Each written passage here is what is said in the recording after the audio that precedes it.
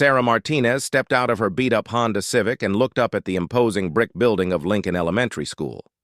The morning sun cast long shadows across the parking lot, and she could already hear the distant sounds of children playing on the playground. At 34, she was starting over completely, and the weight of that decision pressed down on her shoulders like an invisible burden. She reached into the back seat and pulled out a simple cardboard box containing her few personal items for the classroom. Inside were a small, succulent plant, a framed photo of her military unit, and a coffee mug that read, "World's Okayest Teacher," a gag gift from her sister who had laughed when Sarah announced her career change. The walk to the main entrance felt longer than it should have. Sarah's practical black flats clicked against the concrete as she approached the glass doors. Through the windows, she could see the hustle and bustle of a typical Monday morning at an elementary school. Teachers hurried down hallways with arms full of supplies, custodians pushed carts loaded with cleaning equipment, and the occasional child could be seen being walked to the office by a parent. Sarah had chosen to dress conservatively for her first day as a kindergarten teacher. Dark slacks, a simple blue button-down shirt, and a black cardigan that covered most of her arms. The long sleeves were intentional. They hid the small but distinctive tattoo on her left forearm. It was barely 2 inches wide, but it represented 8 years of her life that she wasn't ready to discuss with her new colleagues. The main office was a whirlwind of activity when she entered. The secretary, a woman in her 50s with graying hair pulled back in a tight bun, barely looked up from her computer screen. "You must be the new kindergarten teacher," the woman said without making eye contact. "I'm Mrs. Henderson. Principal Davies is in her office. Down the hall, second door on the right." "Thank you," Sarah replied, but Mrs. Henderson had already returned to her typing. Principal Davies turned out to be a tall, thin woman with sharp features and an even sharper suit. She stood when Sarah knocked on the open door, extending a perfectly manicured hand. "Ms. Martinez, welcome to Lincoln Elementary. I'm so glad we could find someone to fill the position on such short notice." Her smile was professional, but not particularly warm. "I have to say, when I saw your resume, I was quite surprised. Military service to kindergarten teaching is certainly an unusual transition." Sarah shook the principal's hand firmly. "I'm ready for the challenge, ma'am." "Of course. Of course. Now I should mention that some of the other teachers were hoping for someone with more classroom experience, but I assured them that your maturity and discipline would be valuable assets." Principal Davies gathered a stack of papers from her desk. "Here's your class roster, curriculum guidelines, and the staff handbook. Your classroom is number 12, just down the hall from here." As they walked toward the classroom, Principal Davies continued talking. "Now, I should warn you that this particular class can be quite challenging. We've had some behavior issues, and the previous teacher left mid-semester due to stress. But I'm sure someone with your background can handle it." Sarah nodded, though she wondered what exactly the principal meant by "your background." Did she think military service was just about yelling at people and following orders? Classroom 12 was smaller than Sarah had expected. 20 tiny desks arranged in neat rows faced a whiteboard that had seen better days. Alphabet letters hung around the room in various states of repair, and there was a reading corner with a worn carpet and a bookshelf half filled with picture books.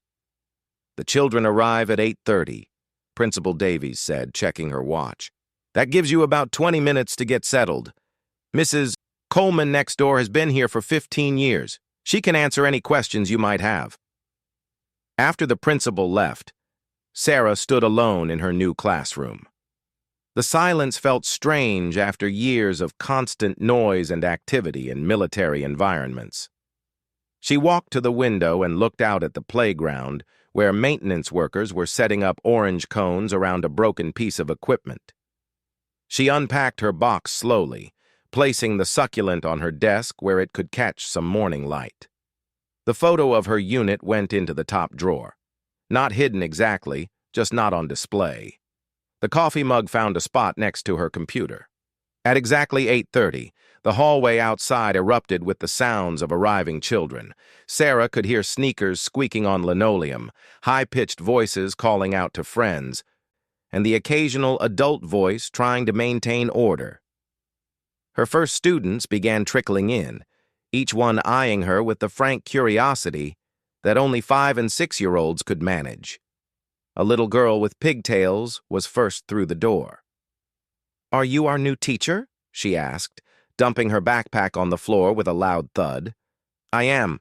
I'm Miss Martinez. What's your name?" "Emma. Are you nice? Our last teacher cried a lot." Before Sarah could respond, more children flooded in. Soon, her classroom was full of 22 kindergartners, all talking at once and moving around with the boundless energy of small children. "Good morning, everyone," Sarah said in a clear, calm voice. "Please find your seats." The noise level didn't decrease. Several children continued standing and talking, while others began exploring the classroom supplies. "Good morning, everyone," she repeated, this time with a slight edge to her voice that would have made any enlisted soldier immediately snap to attention. The children slowly began to quiet down and find their assigned seats. Sarah smiled. Some habits from her military days might actually be useful after all. The morning routine went smoothly enough. Circle time, calendar activities, and a short math lesson kept the children engaged. Sarah found herself enjoying the work more than she had expected. These kids were curious and eager to learn, even if they were easily distracted. The trouble started during lunch duty. Sarah was supervising the cafeteria when she overheard a conversation at the teacher's table. 3 women sat together, speaking in voices just loud enough to be overheard. "I still can't believe they hired her," said a blonde woman Sarah recognized as the second-grade teacher. "No teaching experience whatsoever." "And she's so young," added another. "What could she possibly know about child development?" The third teacher, an older woman with gray streaks in her brown hair, shook her head. "I heard she was in the army or something. That's not exactly preparation for working with 5-year-olds. These children need nurturing, not someone barking orders at them." Sarah focused on wiping down a table, pretending not to hear. She had expected some resistance from veteran teachers, but the dismissive tone still stung. "Did you see how she dresses?" the blonde continued. "Like she's going to a business meeting instead of teaching kindergarten. And those long sleeves in this heat, what's she hiding?" The conversation was interrupted when a kindergartner from Sarah's class spilled chocolate milk all over himself and began crying loudly. Sarah immediately went to help, grabbing napkins and speaking to the child in a gentle voice until he calmed down. As she knelt beside the upset boy, she caught the gray-haired teacher rolling her eyes at her colleagues. The afternoon brought new challenges. During art time, 2 boys got into a pushing match over the red crayon. Sarah separated them quickly and calmly, but not before she heard whispers from the hallway. Mrs. Coleman, the 15-year veteran from next door, was talking to another teacher. "She handled that well enough, I suppose, but these children need emotional support, not military discipline. I'm worried about how she'll deal with the really challenging behaviors." "Give her time," the other teacher replied. "She'll either adapt or burn out like the last one." Sarah pretended to organize art supplies while listening to their conversation continue. "I just think the principal made a mistake," Mrs. Coleman said. "This isn't boot camp. These children need someone who understands their developmental needs." When the school day finally ended and the last child was picked up, Sarah sat at her desk feeling emotionally drained. The teaching itself had gone better than expected, but the constant judgment from her colleagues was wearing on her. She pulled out her laptop and began planning lessons for the next day, trying to focus on the positive moments. Emma had mastered counting to 20. Marcus had shared his crackers with a classmate without being asked. Little Sophia had overcome her shyness enough to answer a question during story time. A knock on her door interrupted her thoughts. Mrs. Coleman stood in the doorway with a forced smile. "How was your first day, dear?" "It went well, thank you." Sarah kept her voice neutral. Mrs. Coleman stepped into the classroom uninvited. "You know, I've been teaching kindergarten for 15 years, and I've learned that these little ones require a very special touch. They're not like older children. They need lots of patience and understanding."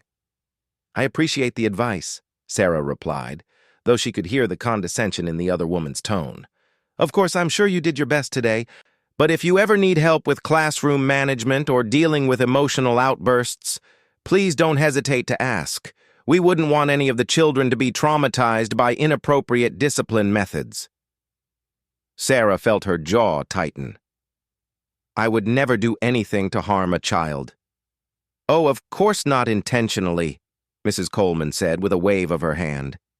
"But sometimes people from military backgrounds can be a bit too harsh without realizing it. Children this age are very sensitive." The older teacher continued talking, offering unsolicited advice about everything from bulletin board displays to parent communication. With each suggestion, it became clearer that she viewed Sarah as completely unprepared for the job. "And another thing," Mrs. Coleman said as she finally prepared to leave, "you might want to consider dressing a bit more casually. The children respond better to teachers who seem approachable. That business attire might intimidate them." After Mrs. Coleman left, Sarah slumped in her chair. She had expected challenges with the children, but she hadn't anticipated this level of disrespect from fellow educators. They saw her military service as a liability rather than an asset, as if 8 years of leadership, problem-solving, and working under pressure counted for nothing. She looked down at her long sleeves and unconsciously touched the covered tattoo on her forearm. Maybe they were right to question her qualifications. Maybe she had made a mistake thinking she could transition from military life to elementary education. But as she packed up her things and prepared to leave, she noticed a small drawing on her desk that hadn't been there earlier. It was a stick figure labeled Ms. Martinez, surrounded by colorful flowers and a big yellow sun. At the bottom, in shaky kindergarten handwriting, someone had written, "Thank you for being nice." Sarah smiled for the first time since lunch. Whatever her colleagues thought of her, at least one child had felt safe and welcomed in her classroom today. That had to count for something. As she walked to her car, she could see Mrs. Coleman and several other teachers gathered near the flagpole, their heads together in animated conversation. Sarah didn't need to hear them to know what they were discussing. She drove home to her small apartment, already dreading tomorrow, but somewhere between the criticism and doubt. A familiar feeling was beginning to stir, the same determination that had gotten her through 8 years of military service. These teachers thought they knew what she was capable of based on assumptions and stereotypes. They had no idea who they were dealing with. 3 weeks into the school year, Sarah had settled into a routine, but the cold treatment from her colleagues hadn't improved. If anything, it had gotten worse. The other teachers had formed an invisible wall around her, speaking in hushed tones when she entered the faculty lounge and stopping conversations when she approached. The breaking point came during the monthly faculty meeting on a Thursday afternoon. Sarah sat in the back of the library, listening as Principal Davies discussed upcoming events and policy changes. When the principal opened the floor for concerns, Mrs. Coleman's hand shot up immediately. "I think we need to address the elephant in the room," Mrs. Coleman said, her voice carrying across the quiet library. "Several of us have concerns about the new kindergarten teacher and whether she's properly equipped to handle young children." Sarah felt 20 pairs of eyes turned toward her. Her face burned with embarrassment, but she kept her expression neutral. Principal Davies looked uncomfortable. "Mrs. Coleman, perhaps this is a conversation better suited for a private meeting." "No, I think this affects all of us," the gray-haired teacher continued. "We've noticed some concerning approaches to classroom management. The children in that class seem unusually quiet and compliant, which isn't natural for kindergartners." The blonde second-grade teacher nodded eagerly. And she's so rigid with the schedule. Children need flexibility and spontaneous learning opportunities. Sarah wanted to defend herself, to explain that her students were engaged and learning, that the structure she provided actually helped them feel secure. But she could see the faces around the room, some nodding in agreement, others looking away in embarrassment. "I've had parents ask me about the new teacher," added Mr. Peterson, the fourth-grade teacher. "They're concerned about her lack of education training." "She doesn't even seem to enjoy being around the children," Mrs. Coleman pressed on. "Teaching kindergarten requires warmth and maternal instincts. Some people are just naturally suited for it, and others—" She let the sentence hang in the air, but her meaning was clear. Principal Davies finally intervened. "I think that's enough for today. If anyone has specific concerns about teaching practices, please see me privately." As the meeting dispersed, Sarah gathered her things slowly, waiting for the room to empty before making her exit. She could hear whispered conversations in the hallway, and she was certain they were about her. Mrs. Henderson, the school secretary, approached as Sarah was leaving. "Don't let them get to you, dear," she said quietly. "Some people around here think they own the place." It was the first kind word Sarah had received from a colleague in weeks. The next morning brought an unexpected challenge. Sarah arrived at school to find a note in her mailbox from Principal Davies requesting a meeting during her lunch break. The message was brief and formal, giving no indication of the topic. Sarah's morning classes went smoothly, but she couldn't shake the feeling of impending doom. Her students seemed to sense her tension, becoming more restless than usual. During recess, she stood on playground duty, watching her kindergartners play on the swings and slides. Emma ran up to her, tugging on her cardigan. "Ms. Martinez, why do you look sad?" the little girl asked, with the directness that only children possessed. "I'm not sad, sweetie. Just thinking about some grown-up things." "My mom says when grown-ups are thinking about grown-up things, they usually need ice cream," Emma declared solemnly. Sarah couldn't help but smile. "Your mom sounds very wise." As Emma skipped away, Sarah noticed Mrs. Coleman watching her from across the playground. The older teacher was standing with two parents, and all three were looking in Sarah's direction while talking quietly. The lunch meeting with Principal Davies confirmed Sarah's worst fears. "Ms. Martinez, please sit down," the principal said, gesturing to the chair across from her desk. "I want to discuss some concerns that have been brought to my attention." Sarah's military training kicked in. She sat straight-backed and focused, preparing for whatever was coming. "Several teachers have expressed concerns about your teaching methods and your interactions with the children. They feel that your approach may be too rigid for kindergarten students." "My students are meeting all their learning objectives," Sarah replied calmly. "Their behavior is appropriate, and they're engaged in their lessons. I understand that, and I want you to know that I don't necessarily disagree with your methods. However, I've also received a call from a parent who was concerned about something her child told her." Sarah's stomach dropped. "What kind of concern?" Principal Davies consulted a file on her desk. "The parent said her daughter mentioned that you have Army pictures in your desk and that you told the class you used to be a soldier. The parent was concerned about the appropriateness of discussing military service with 5-year-olds. "I never discussed my service with the children," Sarah said firmly. "One student saw a photo when I was looking for supplies in my drawer. I simply confirmed that I used to work for the Army, nothing more." "I believe you, Ms. Martinez, but given the current atmosphere and the concerns from other staff members, I think it would be best if you attended some professional development workshops on early childhood education. It would help address any questions about your qualifications." Sarah felt the familiar surge of anger that she had learned to control during her military service. "Are you questioning my ability to do my job?" "I'm trying to help you succeed here," Principal Davies said, her tone softer. "The workshops are voluntary, but I think they would benefit you and help ease some of the tension with your colleagues." The rest of the meeting was a blur of professional development catalogs and suggested workshops. Sarah nodded at appropriate times and agreed to consider the options, but inside she was seething.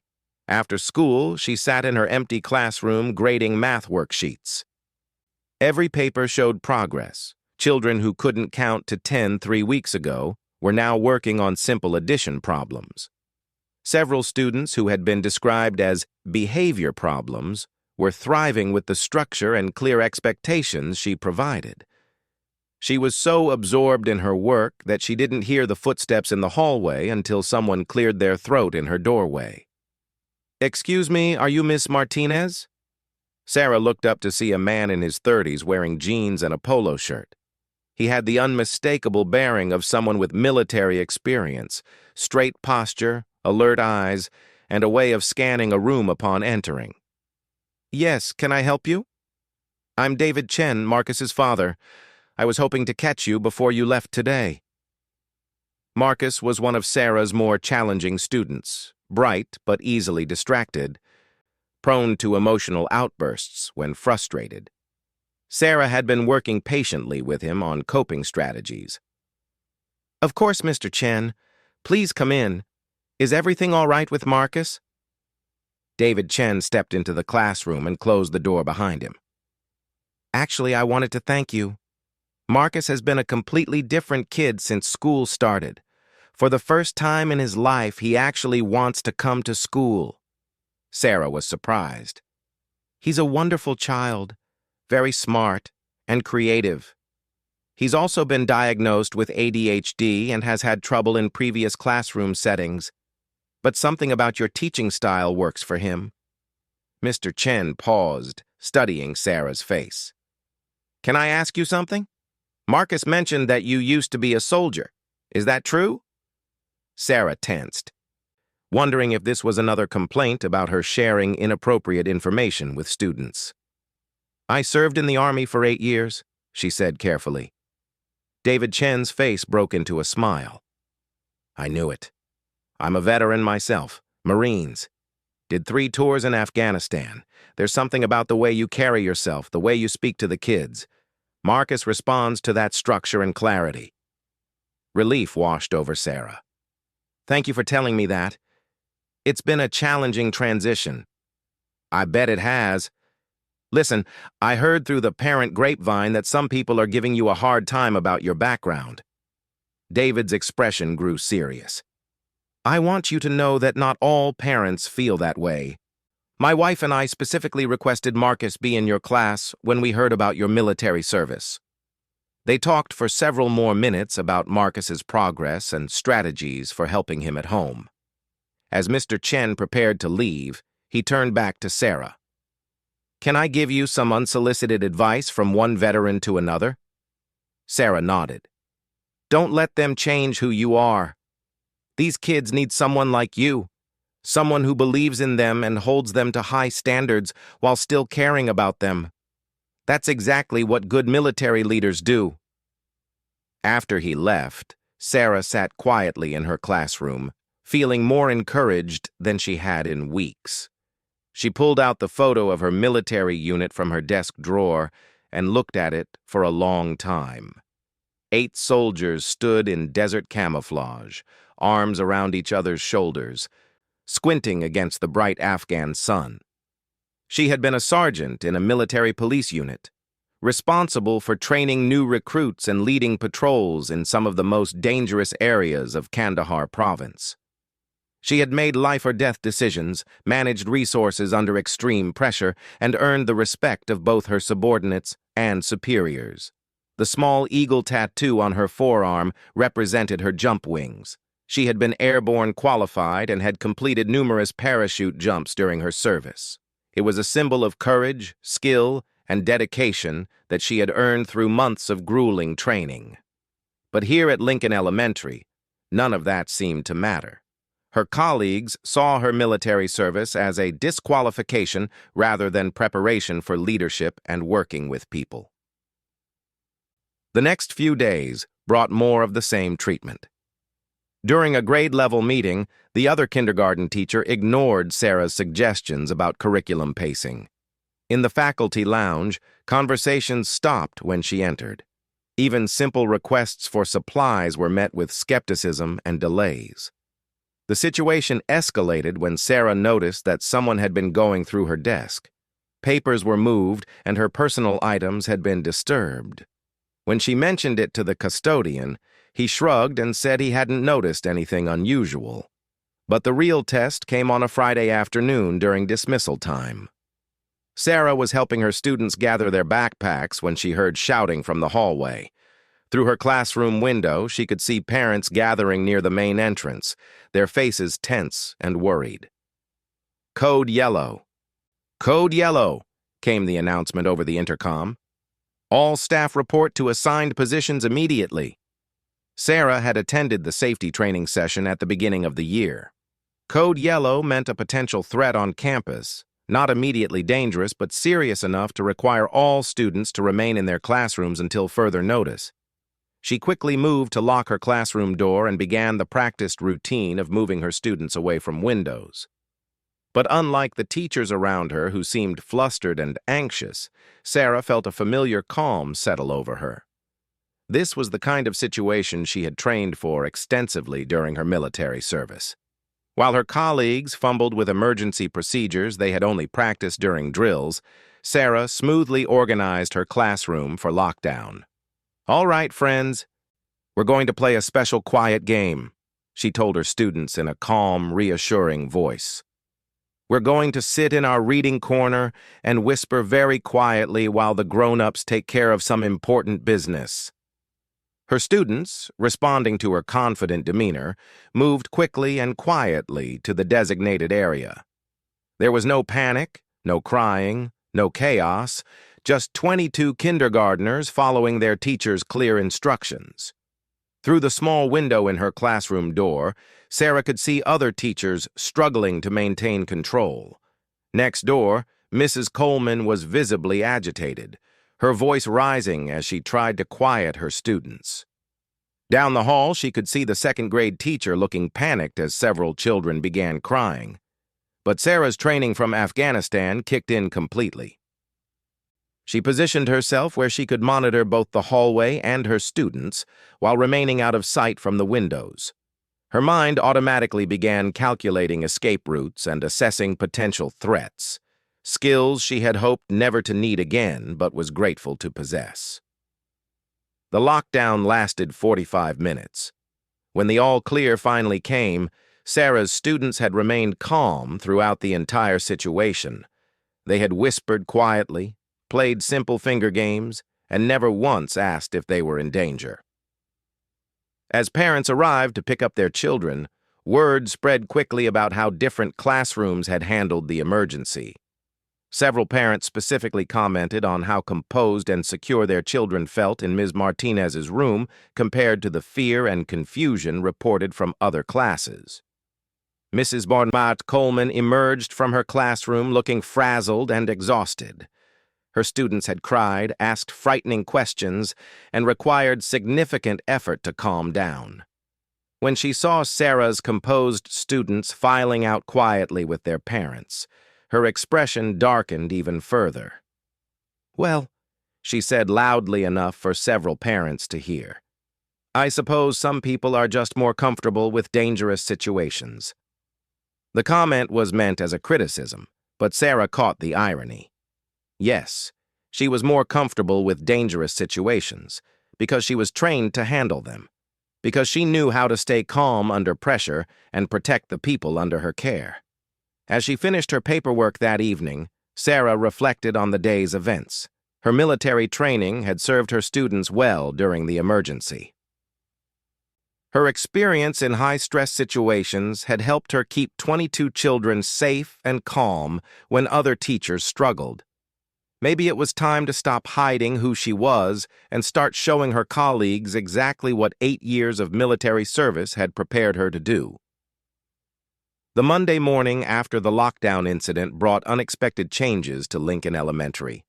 Sarah arrived to find several news vans parked outside the school and reporters interviewing parents about Friday's emergency response. Apparently, a disgruntled former employee had made threats against the school district, prompting the lockdown. As Sarah walked through the main entrance, she overheard snippets of conversations between parents who were dropping off their children. "My daughter said her teacher was crying and didn't know what to do," one mother was telling another. "But the kindergarten teacher, Ms. Martinez, kept all the kids calm and safe." "Really?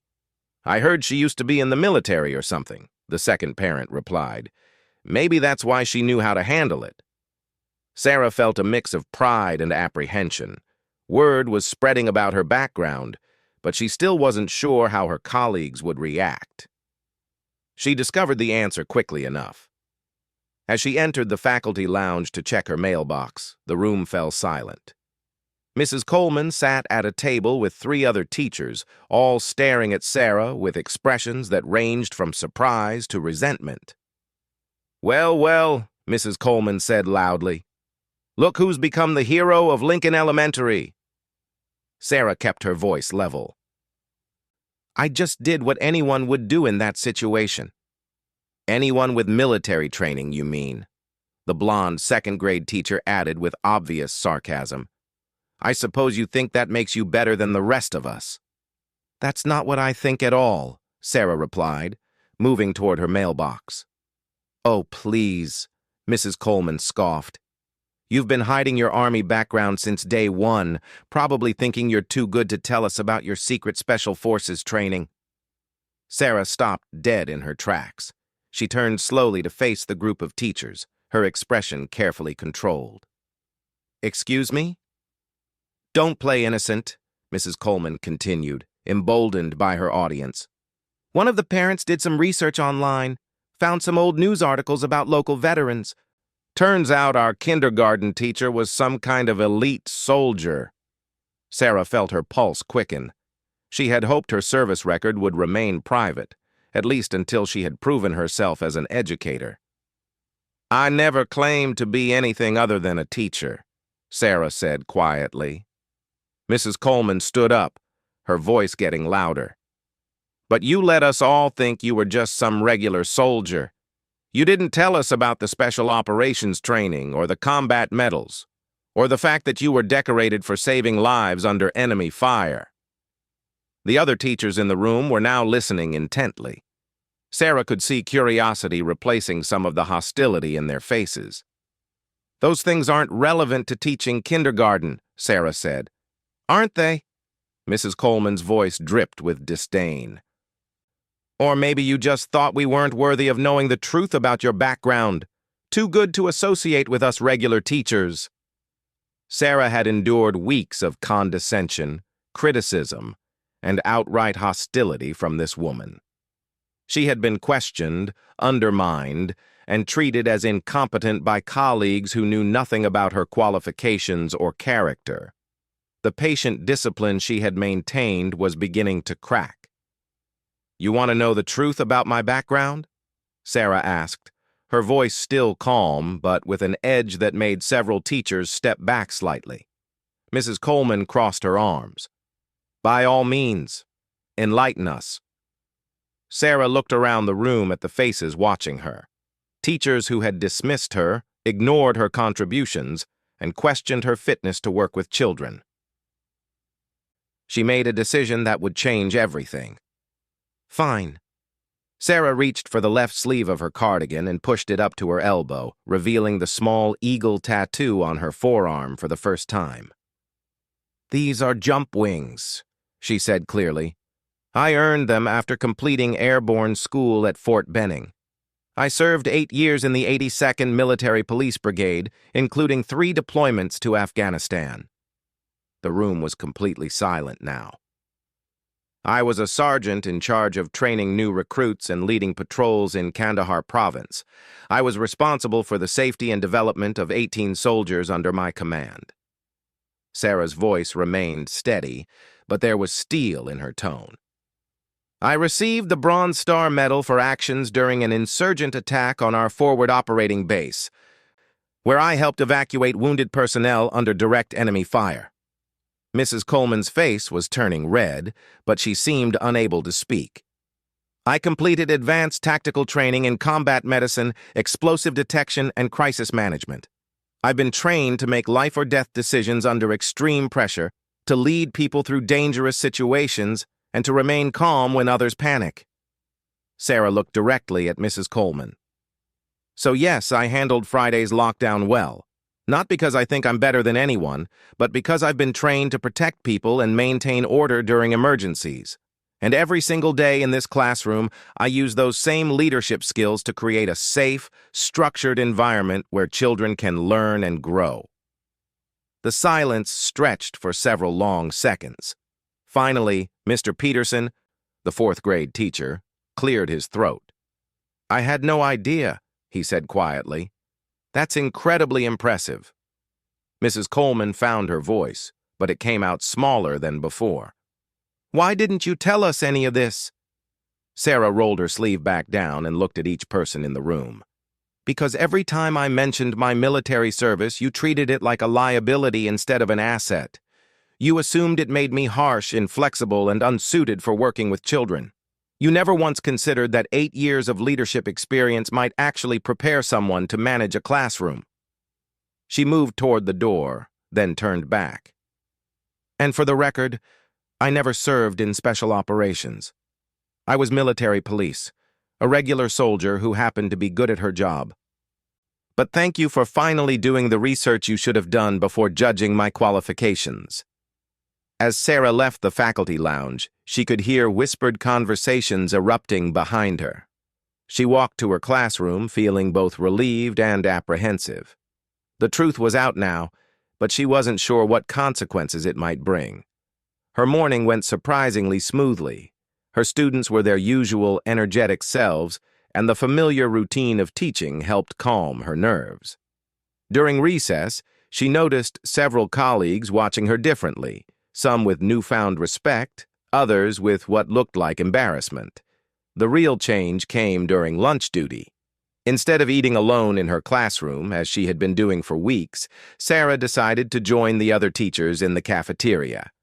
As she approached with her lunch tray, conversations didn't stop the way they used to. Mr. Peterson waved her over to his table.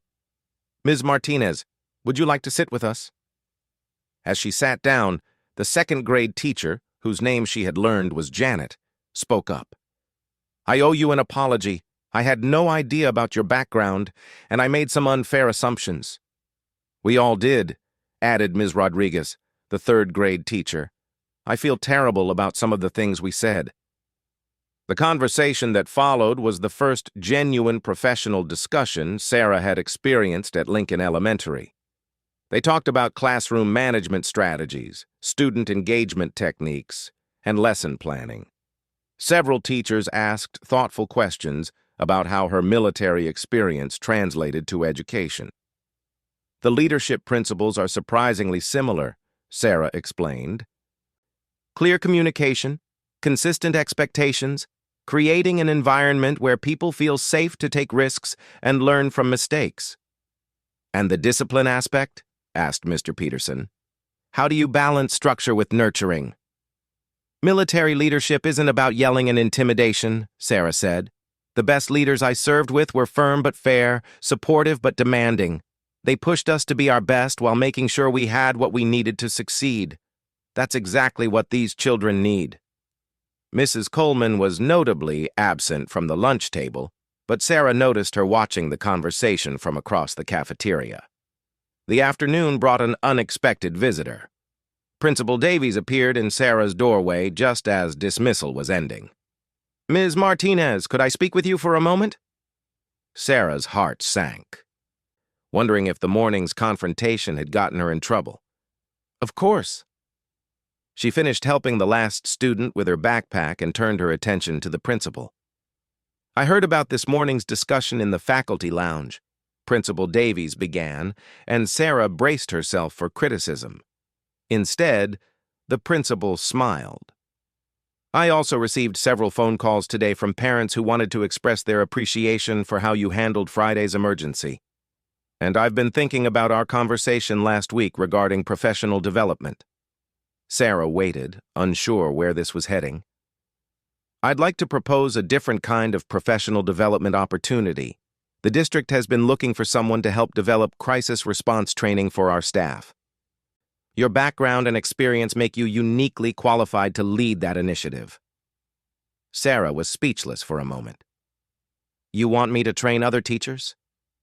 "I want you to share your expertise. It's clear that you have skills and knowledge that could benefit our entire district." Principal Davies paused. "I should also apologize. I let concerns from other staff members influence my judgment without taking the time to truly understand what you bring to this position." As they discussed the details of the training program, Sarah felt a sense of validation that had been missing for weeks.